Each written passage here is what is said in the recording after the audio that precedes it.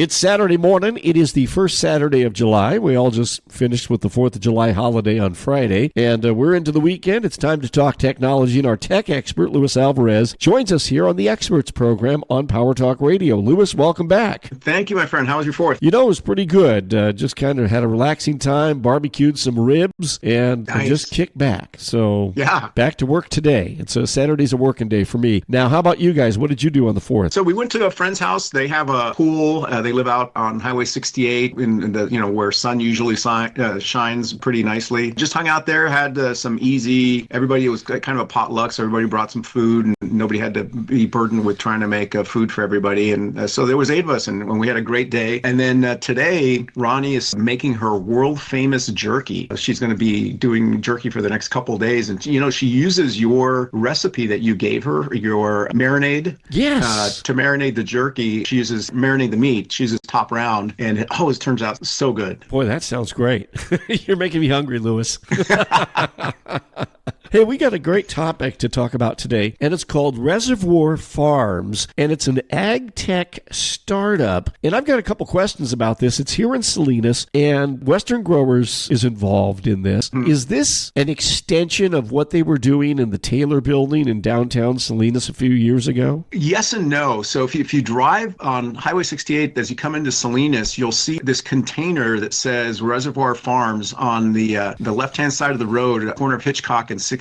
And that's really a piece of property that Tanimura and Antle owns that they're leasing out to Reservoir Farms, which is a kind of an affiliate of a venture capital firm called the Reservoir. It's based out of the Bay Area, and they're doing all sorts of investing in different market segments. But here in Merced, they're focusing on agriculture. Oh, okay. And so the idea is that they're going to set up essentially an incubator with facilities for startups that want to do things around agriculture, vegetables and things that value the Salinas Valley. And they're partnering with Western Growers because a lot of the challenges that some of the startups that the Western Growers supports is that they don't really have the ability to do field tests, right? It's like they're over in the Taylor building downtown. They have an office space, which is great. But when they want to test their ideas and actually plant things in the ground, they have to find ground to do it. And that's what this piece of property on the corner of Hitchcock and 68 is going to allow them to do, is like go out there and test some of their ideas and some of their concepts as startups. So correct me if I'm wrong, but out on East Alisal Street, way out on the east side, the USDA and UC Extension have farm facilities out there. Aren't those also test facilities? And how do they differ from what these guys are going to do? Yeah, those are test facilities, but those are government run, so they're very tightly regulated, and you can't really test a lot of things there without government approval. Whereas in venture capital and spinning up startups, you need to have what's called an incubator, the ability for these startups to test their ideas before they go out and seek funding to maybe take their ideas into production. And in the farm world, that means you have to, if you're a startup, you have to go out and talk to a Taylor Farms or Tanimura and Antle or Braga and say, hey, can I borrow a piece of dirt so I can test my ideas? And many times the answer is no, because we're busy, we're growing, we're trying to make money. We really can't sacrifice space for you to do that. So that's what this plot of land is going to allow these startups to do. Interesting. And it's not just agriculture. There's going to be robotics, folks that are testing ways of fertilizing or applying pesticides. So there's going to be a lot of technology that will be tested in this spot. As it gets built up over the next few months, we'll have the privilege of seeing it happen here in our town of Salinas. So are they looking at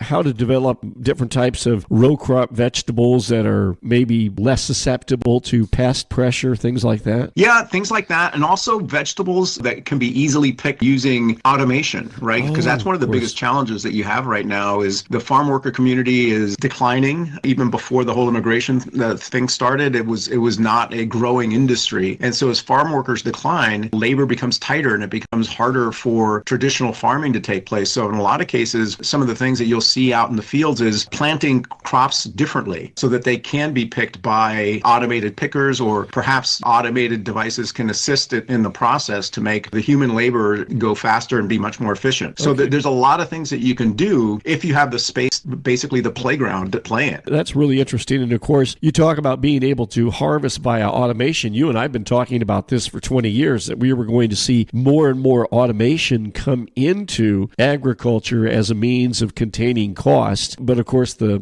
ticket or the trick was going to be, how do you do it without damaging the end product? And I would imagine that the most valuable crop in Monterey County, and we just saw this with the release of the crop report this last week, I believe Monterey County for the first time hit $5 billion in farm gate value, which makes us the fourth most valuable or highest grossing county in the United States. And the ag production here is valued more than the entire output of a number of states. But that $5 million makes us number 4 in the state of California, because there's 3 counties over in the valley that are ahead of Monterey County. But what was interesting is that for the first time ever, strawberries hit the $1 billion mark. So 20% of the farm gate value in this county are strawberries. And you have to believe that one of the things that those who grow strawberries would love is there any way to automate the harvesting of strawberries. But then the strawberry, by its very nature, has to be handled with kid gloves, right? So that you don't damage the fruit. You damage the fruit, and then you have to sell it for like jam and other types of processes like that. But the fresh market is really where it's at for berries like strawberries. And so you could see that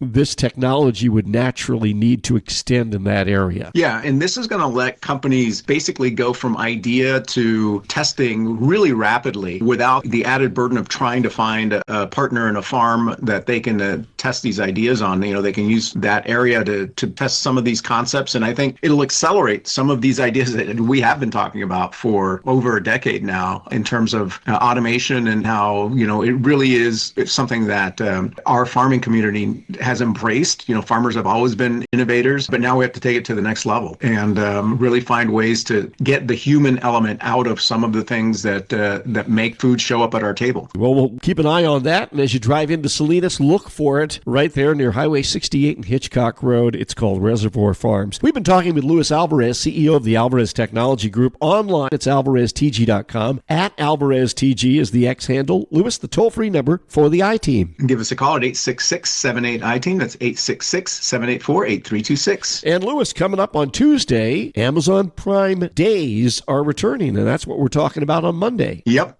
Get ready to spend some money and get some good deals. All right. I'm ready to go online Tuesday morning at 12 a.m. to get some great deals, and you and I will talk more about that Monday beginning at 8:30 here on Power Talk. Thanks so much, and have a great rest of the weekend. You take care, my friend.